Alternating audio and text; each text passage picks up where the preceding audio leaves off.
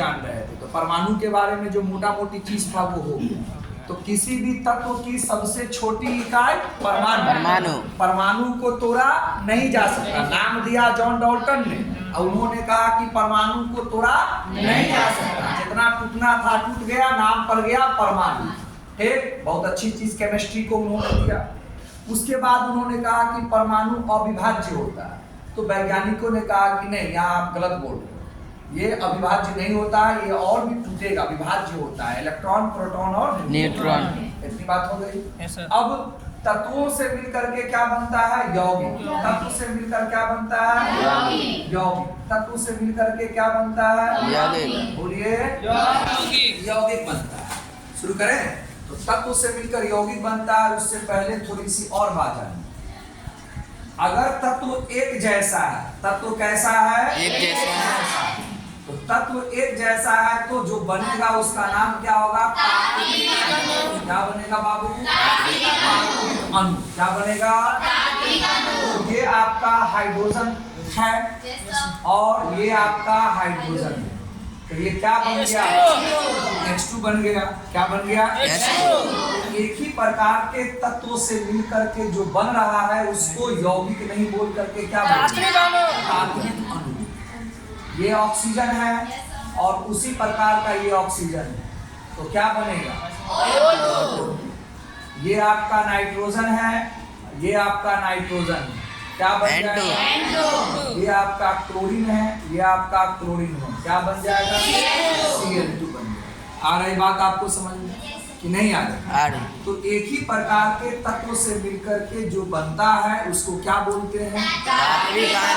क्या बोलते हैं? समझ में आ रहा है आपको बात? और याद रहे, तत्व को संकेत से सूचित किया जाता है। तत्व को किससे? संकेत से, है ना? याद रखिए। हाँ, तत्व को संकेत से और यौगिक को सूत्र से। सूत्र से किससे? यौगिक को सूत्र से और तत्व को संकेत। तत्व का संकेत आपको याद करना ही पड़ेगा। केमिस्ट्री में केमिस्ट्री पढ़ना है तो तत्व का संकेत याद करना होगा और यौगिक का सूत्र याद करना होगा। अगर आप चाहते हैं कि हम जल को जल लिखे, नहीं चलेगा। ठीक है, हाइड्रोजन को हाइड्रोजन न लिखे, नहीं चलेगा। हाइड्रोजन को आपको क्या लिखना होगा? H। और अभी कुछ देर के बाद हाइड्रोजन जब बोलेंगे तो क्या लिखेंगे? H2 बोलेंगे। आई बात समझ में? तो नहीं चलेगा। चलेगा क्या? संकेत और सूत्र। संकेत और सूत्र। इसी प्रकार तत्व की सबसे छोटा कण जो होता है उसको क्या बोलते हैं? परमाणु। परमाणु। और यौगिक का जो सबसे छोटा कण होता है उसको क्या बोलते हैं? क्या बोलते हैं? तो जॉन डाल्टन साहब यहाँ भी गलती किए थे। उन्होंने यौगिक के सबसे छोटे कण को बोला था यौगिक परमाणु। क्या बोला था?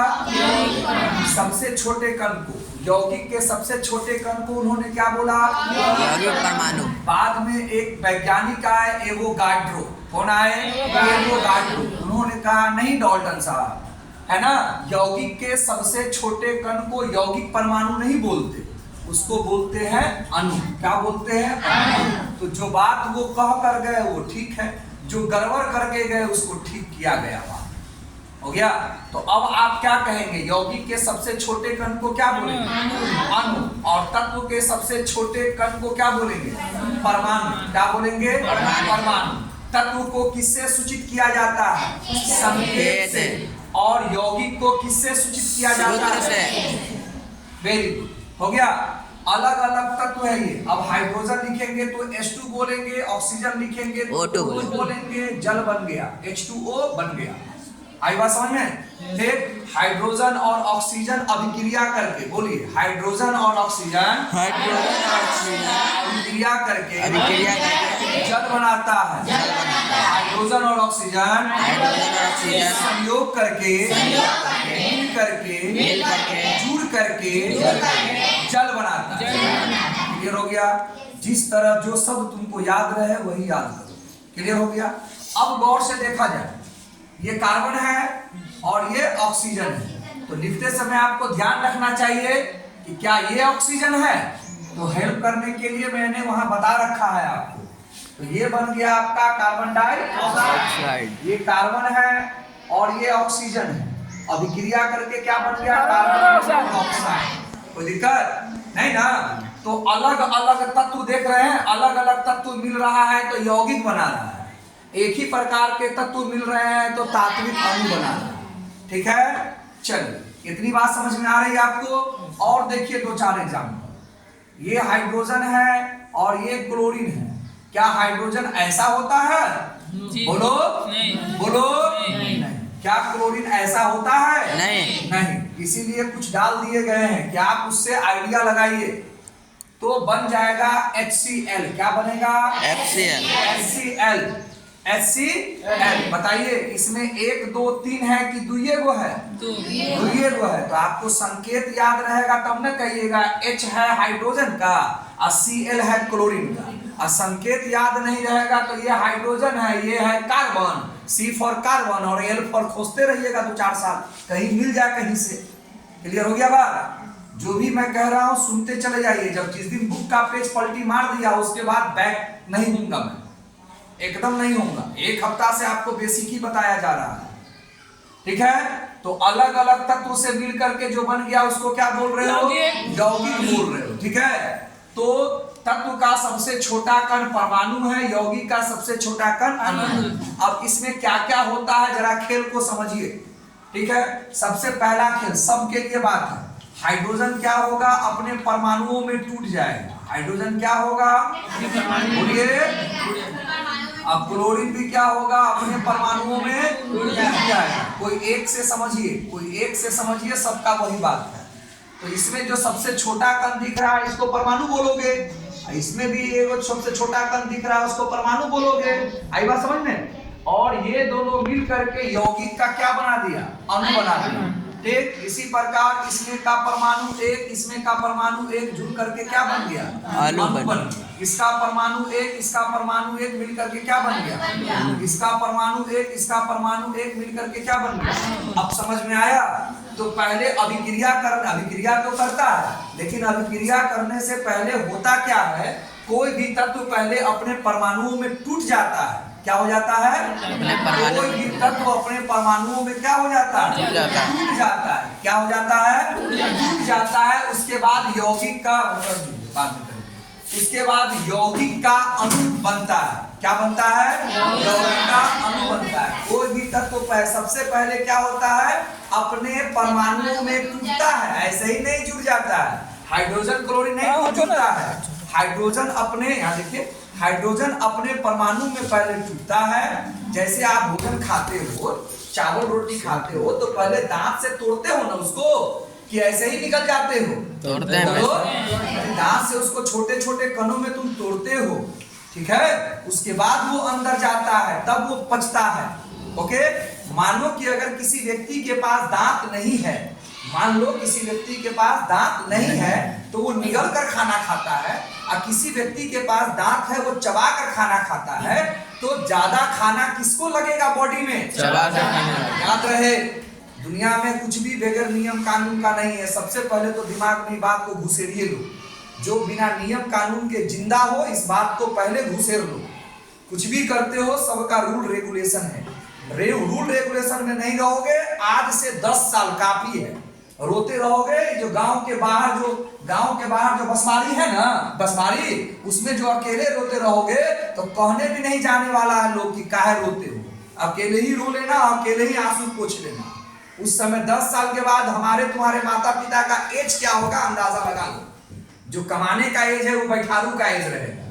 ठीक है, इसीलिए आज से 10 साल बहुत मैंने बोल दिया, बहुत बोल दिया। ठीक है ना? चलिए बढ़े आगे। तो ये सब क्या होता है? अपने परमाणुओं में टूटता है। क्या करता है? पहले परमाणु, ऐसे ही नहीं है कि जुट गया, अपने परमाणुओं में टूटता है और अणु का निर्माण करता है। किसका निर्माण करता है? अणु का निर्माण करता है। किसका निर्माण करता है? अणु का। तो यौगिक का क्या होता है?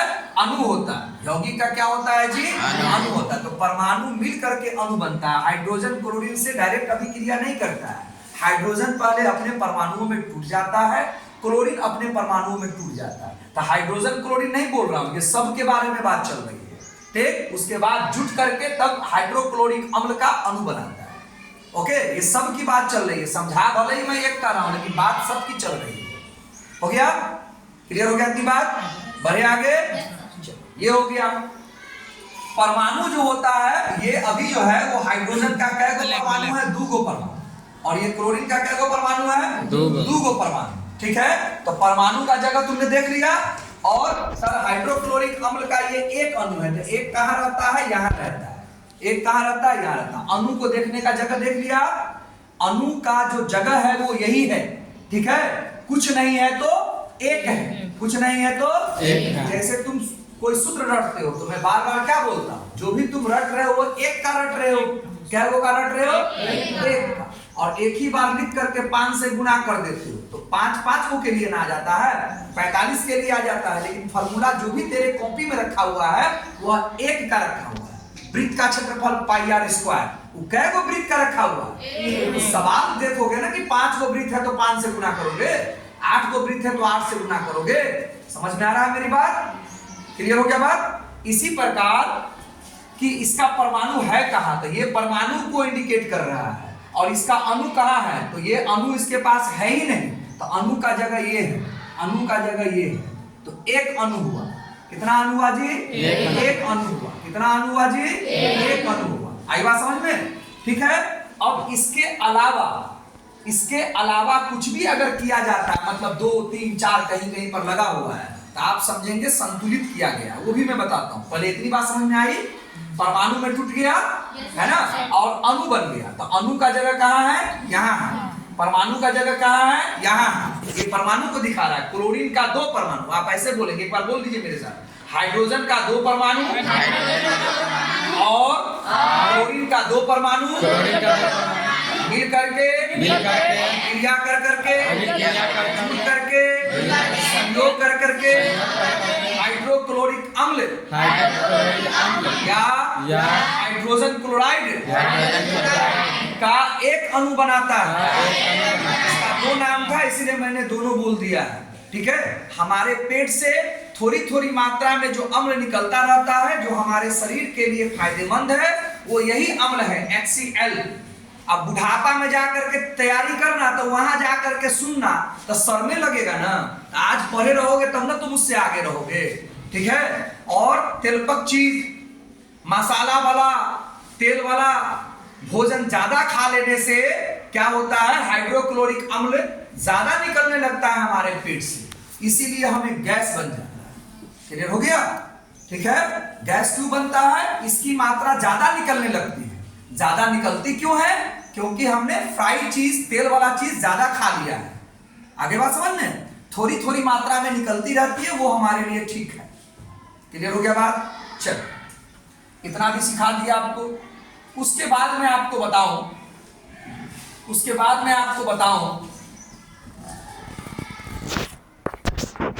हाँ रोक सकते हैं, रोकना है तो रोक। मैं थोड़ा थोड़ा करके बताता हूं। उसके बाद क्या है कि जब ये जो आपका यौगिक बना, हाइड्रोजन और ऑक्सीजन से मिलकर के जो जल बना, तो ये तो यूं ही नहीं बन जाता। ये सब एक नियम को फॉलो करता है। क्या करता है? नियम को फॉलो करता है। बिना नियम का ये बनता नहीं। जैसे आपको बता रखा है मैंने कि आप पानी में चीनी डालते हो, तो क्या उसका कोई नियम है शरबत बनाने का? नहीं है। जितना पानी है, जितना मन है, उतना चीनी डाल दोगे। हाँ, गैर शरबत पीने के लिए अगर थोड़ा सा चीनी कम है, फिर भी आप शरबत बना के पी तो लेते हो ना, पी लेते हो ना। लेकिन हाइड्रोजन ऑक्सीजन मिलकर के जल तभी बनेगा जब एक हाइड्रोजन हो और 8 ऑक्सीजन हो, ठीक है। तभी ये दोनों जुड़ करके जल बनेगा। आई बात समझ में? तो 1:8, 1:8। तो यौगिक बनने के लिए, है ना, यौगिक बनने के लिए निश्चित अनुपात होना ही चाहिए। निश्चित अनुपात होना ही चाहिए। जैसे कार्बन और ऑक्सीजन मिलकर के कार्बन डाइऑक्साइड बना है, तो 3 कार्बन और 8 ऑक्सीजन मिलकर के ही कार्बन डाइऑक्साइड बनेगा। तो यहाँ निश्चित अनुपात है। यौगिक बनने के लिए कुछ नियमों का ध्यान रखना पड़ता है। यौगिक बनने के लिए कुछ नियमों का ध्यान रखना पड़ता है। केमिस्ट्री पढ़ने के लिए कुछ नियमों का ध्यान रखना पड़ता है। तो पहला नियम आपको मैंने क्या बताया कि पहले कोई भी तत्व अपने परमाणुओं में टूटेगा, फिर परमाणु एक दूसरे के साथ संयोग कर करके यौगिक का अणु बना देगा। यौगिक का क्या बना देगा? अणु बना देगा। कोई दिक्कत?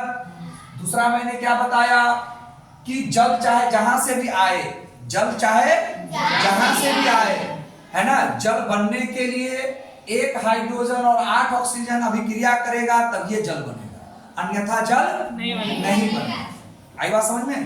आई बात समझ में? तो ये निश्चित अनुपात का नियम आपको याद करना चाहिए। कार्बन 3 और ऑक्सीजन 8, है ना, कार्बन 3 और ऑक्सीजन 8, 3:8 में जब दोनों को मिलाएंगे तब ये कार्बन डाइऑक्साइड बनेगा, अन्यथा नहीं बनेगा, अन्यथा नहीं बनेगा। तो निश्चित अनुपात आपको याद करना चाहिए। हो गया? क्लियर हो गया?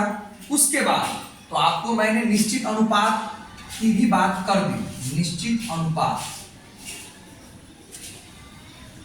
निश्चित अनुपात का नियम, इस नियम को देने वाले वैज्ञानिक का नाम था प्राउस्ट। क्या नाम था जी? प्राउस्ट। इस नियम को देने वाले वैज्ञानिक का नाम क्या था बाबू? प्राउस्ट। उन्होंने निश्चित अनुपात का नियम दिया कि जैसे पानी में चीनी मिला करके शरबत बना लेते हो ना, तो जितना मन करता है उतना मिला करके बना लेते हो, ऐसा रासायनिक अभिक्रिया में नहीं होता। ऐसा करने के लिए आपको निश्चित अनुपात का नियम जानना ही पड़ेगा। कोई दिक्कत? बोलिए बोलिए नहीं ना। उसके बाद उन्होंने एक और वैज्ञानिक आए, उन्होंने दिया द्रव्यमान संरक्षण का नियम। द्रव्यमान संरक्षण का नियम, संरक्षण का ये देने वाले थे लववाजे। कौन दिए थे? बोलिए कौन दिए थे? लववाजे दिए थे, है ना। इसमें क्या होता है? द्रव्यमान संरक्षण के नियम में क्या होता है? ध्यान से सुना जाए, द्रव्यमान से ध्यान से सुना जाए। हाइड्रोजन कैगो है? दिखता नहीं है, दिखता उगता है कि नहीं है? 50 बार तो हमको लगता है पढ़ा चुका हूँ 10 दिन में। ऑक्सीजन कैगो है? 2 गो। और इधर गए तो हाइड्रोजन कैगो है? और ऑक्सीजन कैगो है? 1। आंख से देख करके, आंख से ही पहले देखो क्या दोनों तरफ समान मात्रा में है? नहीं। जितना इधर हाइड्रोजन है उतना उधर तो हाइड्रोजन है, जितना इधर ऑक्सीजन है क्या उधर उतना ऑक्सीजन है? नहीं है। तो द्रव्यमान संरक्षण के नियम में वो बोलते हैं कि जितना वजन इधर का होना चाहिए, लेफ्ट हैंड साइड का होना चाहिए, उतना ही राइट का होना चाहिए। जब तुम तराजू पर कोई सामान तौलते हो तो अगर 2 परवल ज्यादा है तो वो सब्जी वाला उतार लेता है कि नहीं उतारता? और तुम्हारे पास अगर वो ज्यादा देता है तो फिर वो उतारता है कि नहीं उतारता? तो बराबर होता है कि नहीं होता? बोलो बोलो जोर से। होता है ना, बराबर होता है, बराबर होता है।